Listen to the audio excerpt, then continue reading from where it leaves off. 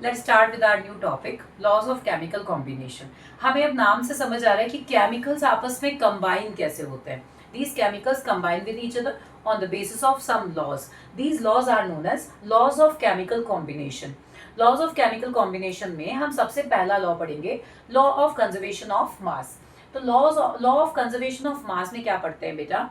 जब भी हम किसी मैटर की बात करते हैं, सो matter can neither be created nor be destroyed, which means अगर मुझे चाय बनानी है सपोज किचन में, तो हम क्या करेंगे? I required tea bags, tea, sugar, milk. मुझे तीनों चीजों की रिक्वायरमेंट है। I am not preparing tea like abracadabra गिली गिली चू। ऐसा बन सकता है क्या? नहीं बन सकता। विच मीन्स मुझे कुछ मैटर चाहिए, मैटर से ही मैं मैटर को कन्वर्ट कर सकती हूँ। विच मीन्स रिएक्टेंट से प्रोडक्ट का फॉर्मेशन करने के लिए रिएक्टेंट्स की रिक्वायरमेंट है।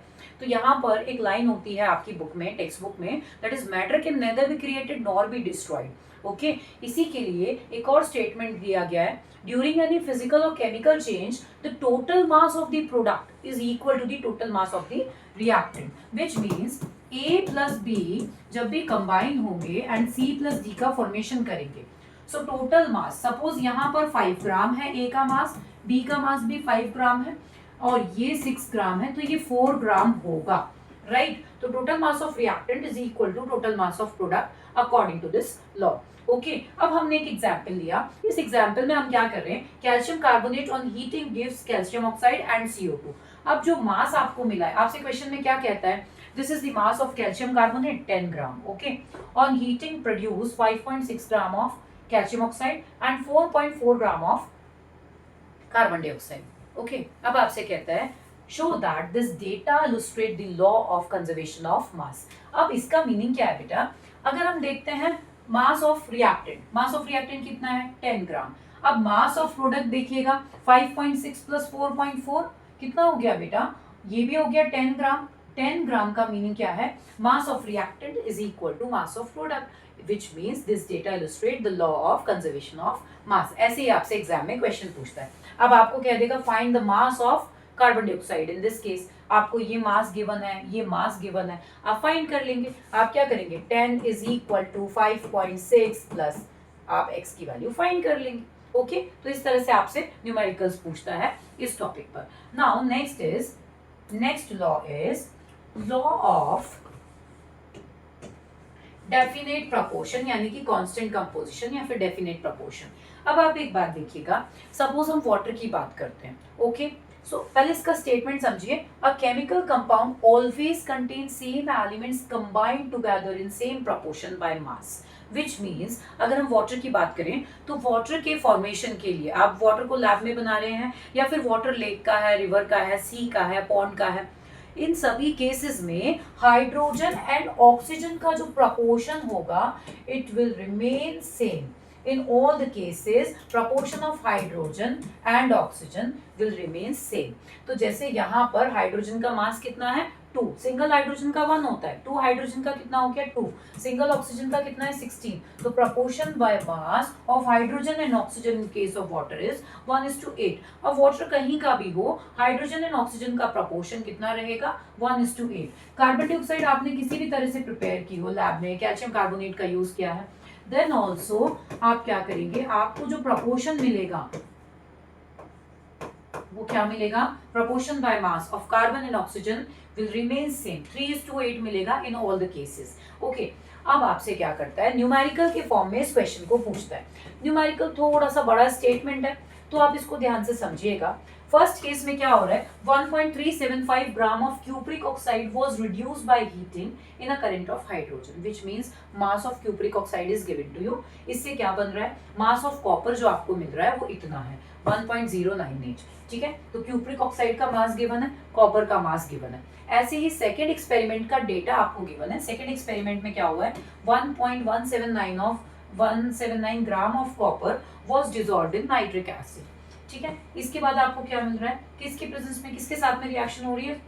And the resulting copper nitrate combined into cupric oxide by ignition. ठीक है, कॉपर नाइट्रेट के साथ में।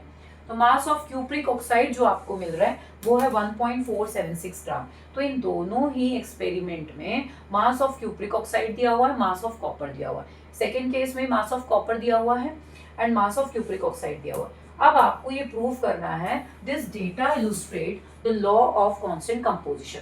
आपने क्या किया, फर्स्ट एक्सपेरिमेंट का डेटा लिख लिया मास of cupric oxide, second experiment का डेटा लिख लिया मास of cupric oxide, first experiment में मास ऑफ कॉपर लिख लिया, सेकंड एक्सपेरिमेंट में भी मास ऑफ कॉपर लिख लिया। आपको क्या प्रूव करना है कि जो यहाँ पर स्पीशीज है कॉपर एंड ऑक्सीजन के साथ की जो स्पीशीज आपको गिवन है, इसमें कॉपर एंड ऑक्सीजन का प्रोपोर्शन सेम है। आपको ये प्रूव करना है।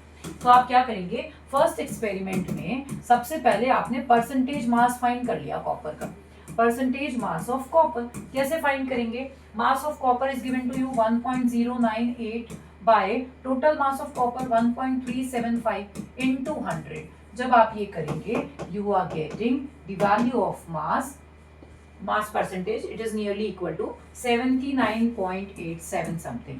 ओके, सेकेंड केस में आप देखिएगा आपको परसेंटेज मास फाइंड करना है कॉपर का, तो आप क्या करेंगे, मास ऑफ कॉपर आप लिखेंगे 1.179 ग्राम bye 1.476 gram into 100, which means यहाँ पर भी जो मास परसेंटेज है कॉपर का वो सेम है। इसका मतलब this data illustrate the law of definite proportion. दोनों का अगर मास सेम हो गया, दोनों एक्सपेरिमेंट में कॉपर का मास या फिर ऑक्सीजन का मास दोनों ही केसेस में सेम है, तो उसको हम कहते हैं this data illustrate the law of definite proportion. Okay, next is law of multiple proportion. Multiple proportion का मीनिंग क्या होता है बेटा, जब भी टू एलिमेंट्स कंबाइन हो रहे हैं, कंबाइन होकर टू से ज्यादा कंपाउंड्स का फॉर्मेशन कर रहे हैं, टू और मोर कंपाउंड्स का फॉर्मेशन कर रहे हैं। अब ऐसे केस में बेटा एक एलिमेंट तो ऐसा होगा जिसका मास फिक्स्ड है, और सेकंड एलिमेंट कैसा होगा जिसका मास चेंज हो रहा है। बट सेकंड एलिमेंट का मास सिंपल होल नंबर रेशियो के प्रोपोर्शन में ही रहेगा। जैसे carbon and oxygen combine together and form, अब क्या बनाएंगे बेटा, टू कंपाउंड्स का फॉर्मेशन कर रहे हैं, ये टू स्पीशीज हैं, टू कंपाउंड्स का फॉर्मेशन कर रहे हैं। First one is carbon monoxide, second one is carbon dioxide. अब इसमें कार्बन का मास 12 है, यहाँ पर भी कार्बन का मास 12 है, विच मीन्स इस स्पीशीज का मास फिक्स्ड है।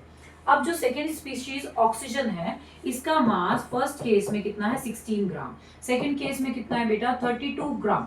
तो proportion of this species will be in the form of simple whole number ratio।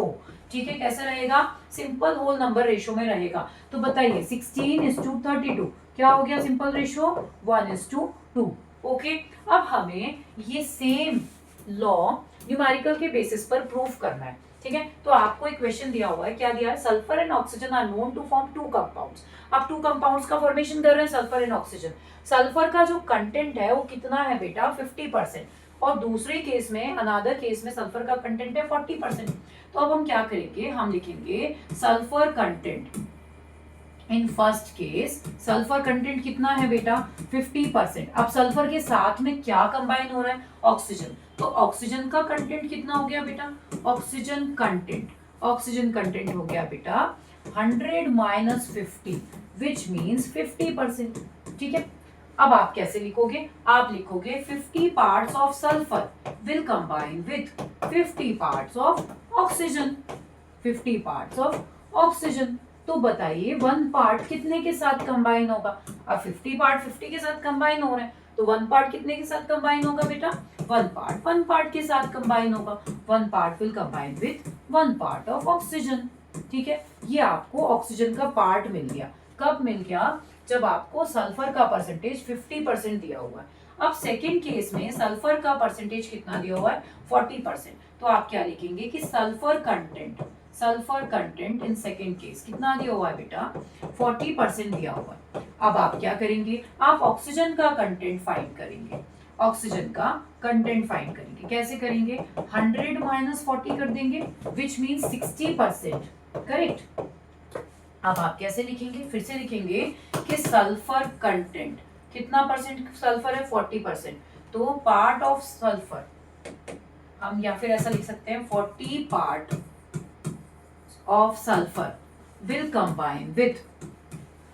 Combine with कितने ऑक्सीजन के साथ कंबाइन हो रहा है बेटा 60 पार्ट्स ऑफ ऑक्सीजन।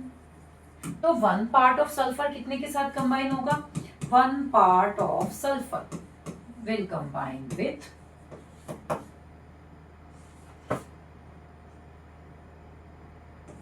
60/40।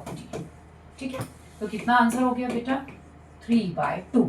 ठीक है, अब यहाँ पर जो आपका आंसर आया है वो 1। सल्फर तो कॉमन है, दोनों ही केसेस में सल्फर कॉमन है। क्या कॉमन नहीं है? ऑक्सीजन। तो इस केस में जो ऑक्सीजन की वैल्यू आई थी, फर्स्ट केस में जो ऑक्सीजन की वैल्यू आई है वो कितने पार्ट आया बेटा? 1 पार्ट। ठीक है, तो मैंने यहाँ पर लिख दिया 1, इस प्लेस पर मैंने क्या लिख दिया? 1। ठीक है, यहाँ पर y की वैल्यू कितनी आई है? 3/2। तो आपका जो रेशो हो गया, प्रपोर्शन हो गया, वो क्या हो गया? 1:3/2, विच मीन्स 2:3 आंसर। तो सल्फर डाइऑक्साइड SO2 आपका ये फॉर्मूला बन गया। इसकी वैल्यू कितनी हो गई? 2। तो आप क्या लिखोगे? SO2 and SO3। यहाँ पर 3 है आंसर, तो आपने लिख दिया 3, यहाँ पर लिख दिया 2। In this way, we can find the value of oxygen content in law of multiple proportion. Okay. Videos related with chemistry. Please like and subscribe my channel. See you in the next video. Thank you. Bye bye.